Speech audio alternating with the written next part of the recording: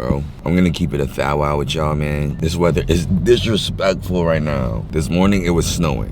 So I was like, all right, bet. Throw on my sweater, put on a little jacket. You know, we out here. Now it's blazing hot. It's hot right now. Like, yo, New Jersey, what is going on? What is going on?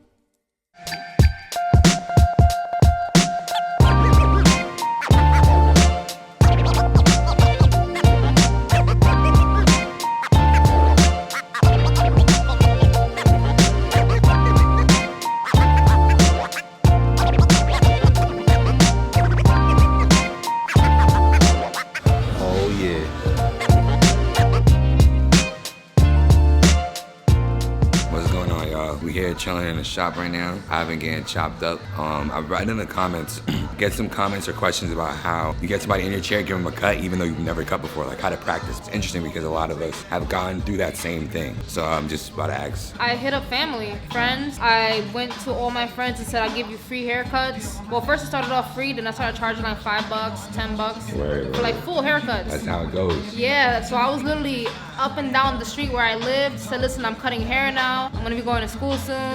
See for free first time. Next time be $5, $10. You know, something where you can prove your work and then charge. Did you ever like get a no? Like people were like, nah, I'm not gonna go with you. Honestly, I don't know, because everybody that I cut were consistent. Cousins, family, friends. Everybody was with it.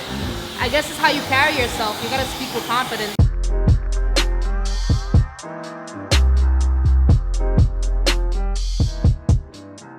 Started off with family members. Started off cutting my little cousin. My aunt would be like, hey Kev, like come to the house and give his name is Poochie. Come give Poochie a haircut. And then I would go there, give him my haircut, bring all my stuff. And after that, we would just all hang out with the family, you know, family stuff. So I started like that, and then I started spreading the word too. I started spreading the word to my friends. I'm like, yo, bro, I cut hair. Let me give you a haircut one of these days. Hold on, let me get Mr.FreshCut, Kev speaking. How may I help you? Okay, are you getting beard done as well? Just a haircut. Okay. All right. See you at 5:20. No problem. What I did was I started cutting family members, and then until I had enough confidence, started cutting my friends. And yeah, I thought in the beginning, I thought I knew what I was doing. I would watch YouTube videos, tutorials. Word, who'd you used to watch? Shoot, I really don't remember. Actually, I was watching a mixtape, believe it or not. A mixtape of haircuts? Of haircuts, yeah. It was like a mixture of everybody. It was like A-Rod from LA, Marcus. A-Rod's been online that long? Yeah. 5 years ago? I used to watch Angel, Raw Cuts. Elegant Squad. Yeah, basically the whole Elegant Squad and Angel, I started watching when I first started, and that's why I was so motivated just to get right into designs and celebrity haircuts. Oh, right. That's what really engaged me in the barbering industry. That's what your introduction. Yeah. That's dope. That makes sense. That makes sense. And I used to draw a lot too, so I was just like, wow, I could do this in hair? Like, it's True. crazy. I feel like you were with me when I was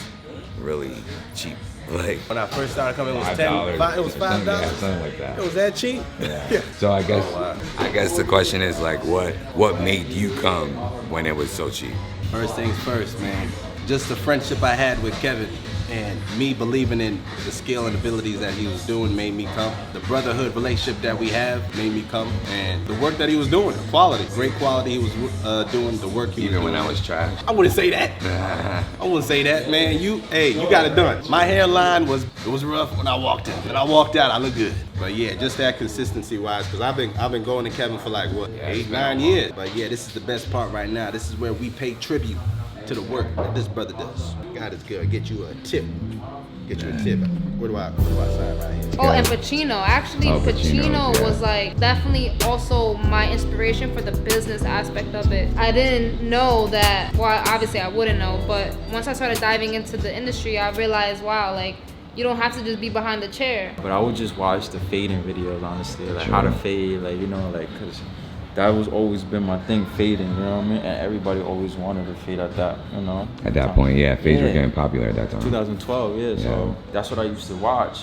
But little by little, I would watch other people, like, just other people. Like, I started really getting into, like the whole European, the whole UK, throughout, like, 2014. That's your drip. 2015, yeah, that was my drip, really.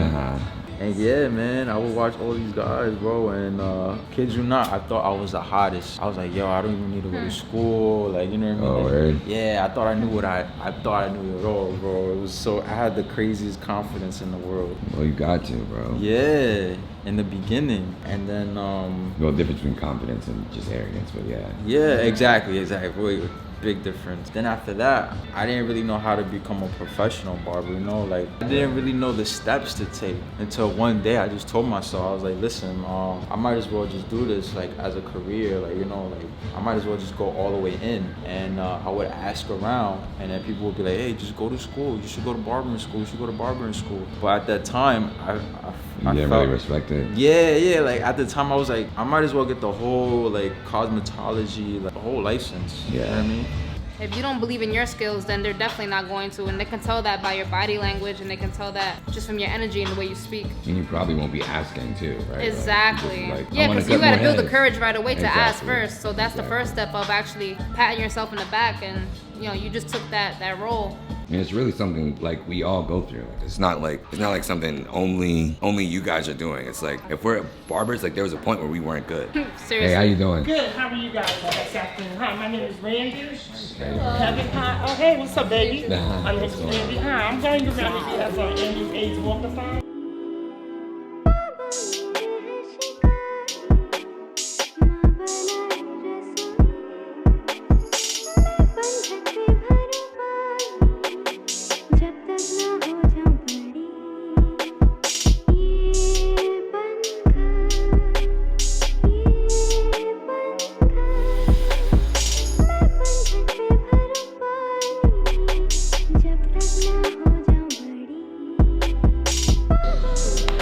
So like I was saying earlier, we kind of like went off and we had mad clients, but yeah, just this video is basically just to let you guys know you're not the only ones going through that stuff. If you want to cut, you haven't had somebody cut before, we've all went through that. There's a video I have up about how I really started in high school, and you just take a piece of what Ivan and Kevin was saying, and as well, like start with family members. That's typically how everybody really starts. Like they start cutting with family members. If you don't have any family members, you know, you can really like use your brain to find out who would allow you to cut them for the first time. For one, people who are balding.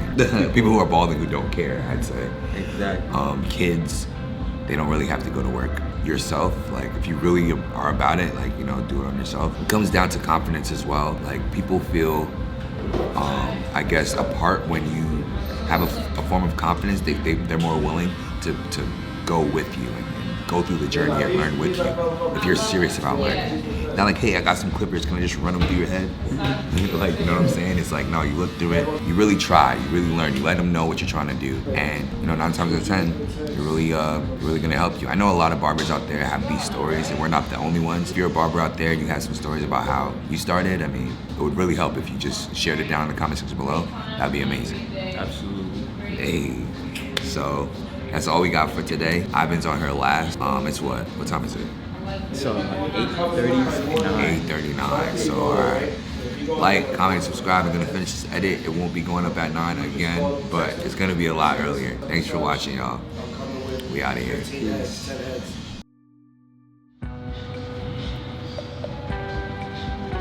I thank God for Kev the Barber. I'm gonna start coming here every 2 weeks because consistency breeds quality. I suggest that you do the same. If you need a haircut, go to Kev the Barber. He's gonna get the job done. Excellent. So like I said, be safe and God bless Kev the Barber, and God bless America. Gang. All day, every day.